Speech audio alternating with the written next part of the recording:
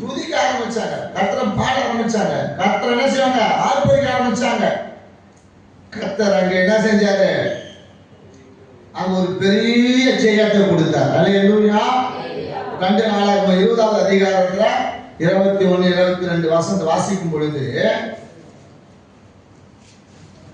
2 நாளாகமம் 20, 21, 22 வாசிக்கின்ற பொழுது அவன் ஜனத்தோட ஆலோசனை பண்ணி பரிசுத்தமுள்ள மகத்துவத்தை துதிக்கவும் ஆயுதம் அணிந்தவர்களுக்கு முன்னாக நடந்து போய் கர்த்தரை துதியுங்கள், அவர் கிருபை என்றும் உள்ளது என்று கர்த்தரை பாடவும் பாடலை நிறுத்தினார்.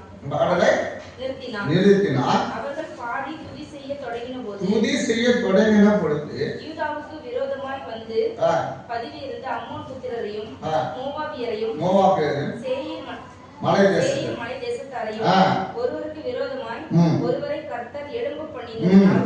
அவர்கள் வெட்டுண்டு விழுந்து போனார்கள். ஹalleluya சொல்லுவோமா?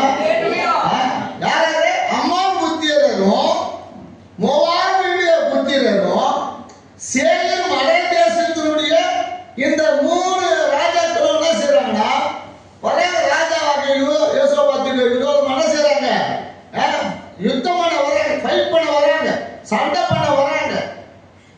ஆனா இவர் என்ன செய்றாரு, சரி நாம ஆண்டவரை உயர்த்துவோம், ஆண்டவரை துதிப்போம், அவருடைய நாமத்தை என்ன செய்வோம், பாடுவோம், துதிப்போம் அப்படின்னு என்ன செய்யணும், ஜனங்கள் எல்லாம் கூட்டி ஆலோசனை பண்ணி ஹalleluya துதிக்க ஆரம்பித்தார்கள், ஆர்ப்பரிக்க ஆரம்பித்தார்கள், கர்த்தரை பாட ஆரம்பித்தார்கள். நடந்தது என்ன, அவங்க 3 பேருக்குள்ளே ஆண்டவர் பிரச்சனை உண்டு பண்ணிட்டார்.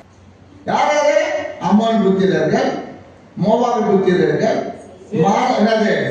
சேயீர் மலை தேசத்தார் 3 பேருக்குள்ள இப்ப என்ன செஞ்சாரு, அவங்களுக்குள்ள அடிச்சு கொள்ள முடியாது, அவங்களுக்குள்ள பிரச்சனை உண்டு பண்ணி அவங்க 3 பேரும் அடிச்சு வெட்டி குத்தி அவங்க என்ன செஞ்சாங்க, சாகும்படி அவங்க விழுந்து போகும்படி கர்த்தர் அங்கே கிரியை செய்தார்.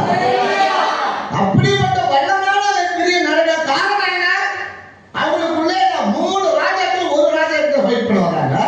ஆண்டவர் பார்த்தாரு, ஹalleluya இவங்க துதி. அப்ப இவங்க யாருன்னா, துதிகளில் வாசம் பண்ணுகிறவர். அவர் பரிசுத்தமும் மகத்துவமும் துதிகளுக்கு பயப்படத்தக்க ஆண்டவர் அவர். அப்ப அவர் எதுக்குன்னா, துதிக்குன்னா அவர் கொஞ்சம் என்னது, அது துதிக்க ஆரம்பிச்சுன்னா அவரையும் பயந்து போடுவாங்க. ஐயோ என் பிள்ளைக்கு என்னது, என்ன துதிக்கணும்.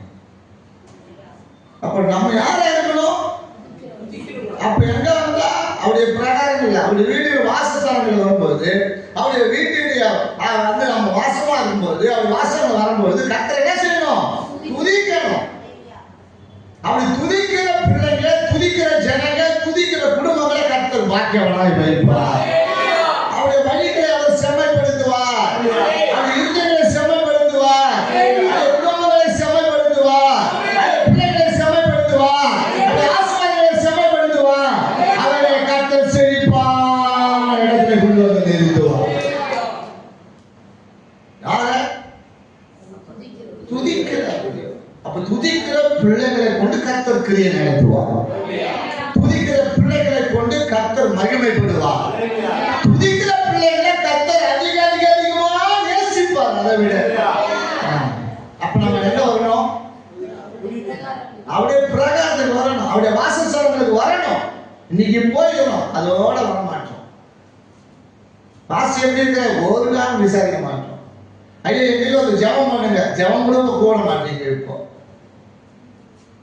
ஹalleluya ஹalleluya ஏதோ ஒப்பு ஏதோ வரீங்க, ஒப்பும் ஜப்பு இல்லாத போயிட்டீங்க. அப்படி இல்லை, நீங்க ஆசீர்வதிக்கப்படணும், நீங்க சபையில பாக்கியவனா இருக்கணும். ஹalleluya யாரை பத்தி நினைக்காத, உன்னை பத்தி மட்டும் நினைவு. முதலாவது யாரை பத்தி, பிரச்சனை உனக்குதான், பிரச்சனை பண்றவங்களோ பிரச்சனை பண்ணிட்டு போறவங்கள பத்தி நினைக்காத. அதே பிரச்சனை உனக்கு இருக்கு. ஆண்டவரே அந்த பிரச்சனை நான் பண்ணிவிடக்கூடாது, அந்த காரியத்தை நான் செஞ்சு விடக்கூடாது, அதுக்கு நான் பிசாசு துணை போகக்கூடாது. ஆண்டவரே நான் உங்களை துதிக்கணும். ஹalleluya கர்த்தர் துதிக்க துதிக்க துதிக்க துதிக்க உனக்கு எதிராக வருகிற சத்துருக்களை முறியடிக்கும்படி கர்த்தர் செய்வார்.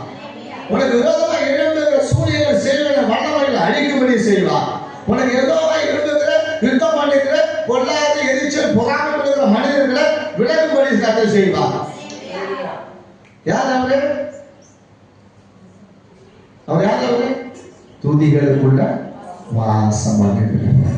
அப்ப அப்படிப்பட்ட தெய்வத்தை நீங்களும் நானும் ஆராதிக்கும் பொழுது என்ன செய்யணும்? அவருடைய பிரகாரங்களில் நாம் கூடி வரும் பொழுது இப்படி மகத்தான கிரியை செய்வார்.